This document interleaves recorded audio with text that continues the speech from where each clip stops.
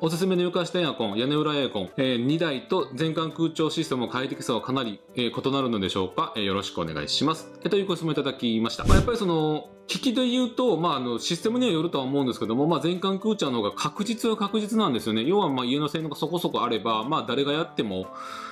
全館空調システム入れてたら、それなりに涼しくなったり暖かくなったりするんですけども、それを極力電気代を抑えたりとかですね、しながらしないといけないところがやっぱあると思いますので、その辺はやっぱり家の性能面でカバーできる、ところがあればもっといいんじゃないかなというふうに思っている次第でございます。やっぱり後々のメンテナンスですね、ダクトのメンテナンスだったりとか、ランニングコストですね、その辺も含めてイニシャルコストですね、もありますしね、